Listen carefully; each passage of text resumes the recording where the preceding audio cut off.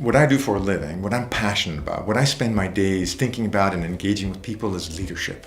In particular, this notion of conscious leadership. And I think a lot about what gets in the way of being a conscious leader. And one of the answers that comes up over and over and over and over is fear. Man, we get scared. Fear is it's the basic mood of the ego. Fear is the kind of rest state of our sense of self. You can't spend more than just a few minutes in a day without being tuned into some fear. Hey, for example, you think I'm exaggerating? When you turn from one lane to the other on the freeway and you look behind you, you look in the rear view mirror, you look in whatever camera gadgetry now you have in your car. Why? You're afraid. You don't want to be injured. You certainly don't want to die. When you check the labels, you're checking the labels to make sure you're eating the food because you're afraid that you'll be unhealthy. When you are sitting in a meeting at work and you have this really cool idea, but you are not raising your hand to speak, why? You're afraid that you're going to be shot down or sound stupid or, God forbid, have to take responsibility for your answer. When you're in a conversation with a colleague and you are really being nice and going along to get along instead of really being honest about your opinion and being candid, why?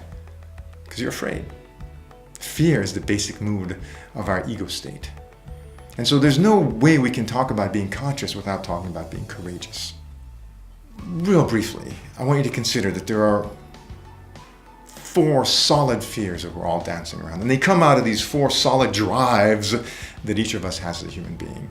We have a drive for safety, we have a drive for connection, we have a drive for control, and we have a drive for expression. I want to be safe. I don't want to have pain. I don't want to have discomfort. I want to be able to be in control, right? Affect things around me. I absolutely want to be connected, have relationship and participation. And I want to be able to express myself, have meaning, and have the ability to demonstrate my talents and skills. So, if safety, control, connection, and expression are these 4 basic drives that every human being has, there are also the 4 basic fears that every human being has. So we have fear of pain and discomfort, we have fear of failure, we have fear of rejection, we have fear of humiliation. Think about, you're at work, this is a leadership conversation, you're stuck. If you're stuck and you stop and you reflect, and please include reflection in your leadership. Going at 120 miles an hour and being always on 24/7, getting more done, you think it's great, it's actually diminishing your capacity as a leader to be effective. Effective leaders can slow down and be reflective. There's a direct correlation between reflection, strategy, and effective work. So let's say you reflect on why it is that you're afraid at work.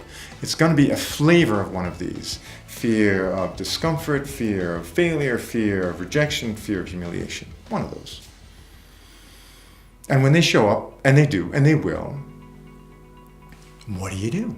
Because when you're caught in your fear, your consciousness, your ability to sort of see the bigger picture, your ability to serve, your ability to be creative diminishes. Fear is a protective behavior. Fear is a withdrawal. Fear is a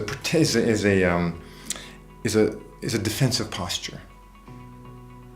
So how can you cultivate courage? I'll give you a simple formula, easy to conceive, difficult to apply. Difficult to apply because when we get fearful, we don't usually think about what we need to be courageous. But here's a real simple formula. 1, feel. 2, face. 3, embrace. What do I mean? The first path into courage is not to actually think your way out of it, but to feel your way into it. When I get afraid, there's an immediate sort of biological, somatic, physical experience, right? Heart palpitating, breath a little short, tension in the neck, sweaty hands, bulging eyes, butterflies in the stomach. They're never butterflies, they're like eagles, but they're in the gut.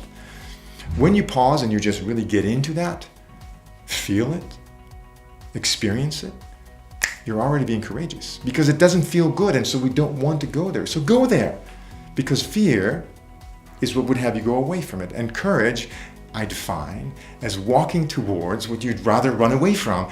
And the first thing you run away from is the discomfort. Pause, feel, not for like 5 days, 3 breaths, a minute. This is what it feels like to be in my body in fear. 1. The second thing to do is face. As soon as you feel it, now you are in relationship with that experience. You face it. When you face it, you turn towards it, not away from it. When you turn towards it, you get to recognize it. When you recognize it, you can name it. When you name it, you can tame it. What is it called? Name it. Face it. Name it. I'm afraid I'm going to look like an idiot. I'm afraid that I will get fired. I'm afraid they'll kick me off the team. I'm afraid that they're going to demote me. I'm afraid that I'm just going to seem incompetent and confirm what they're already thinking about me.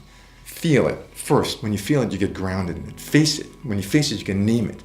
And then embrace it. Move towards it. 10%, 15%, 20%. What can I do practically to diminish the likelihood that they'll reject me? How can I say this in the right way? It's not that I won't, but how can I wisely position this? Feel, ground, face, name, embrace, move towards it. Folks, this conversation about, eliminating fear and being fearless is utter and complete baloney. The conversation that you can be courageous is a fact of existence. Feel, face, and embrace, super simple.